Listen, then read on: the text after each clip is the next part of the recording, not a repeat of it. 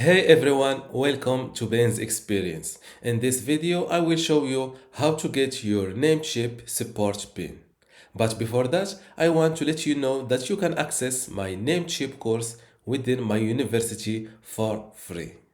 Inside this Namecheap course, you will learn how to get started with your Namecheap shared hosting, how to manage your website and email account, and also how to optimize your WordPress in Namecheap and other videos.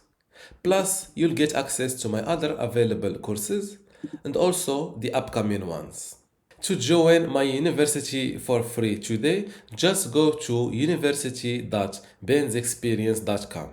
Link in the description. Without any further ado, let's see how to get your Namecheap support pin. Getting your Namecheap support pin is easy. The first step is logging into your account. After you're logged into your Namecheap account, just hover with your mouse over your profile, your username. Then click on support pin. That's it. This is your support pin. If you want to get a new one, just click on this refresh button. As you see, your support pin has been changed successfully. If you learned something out of this video, don't forget to give it a like and also subscribe. Thank you.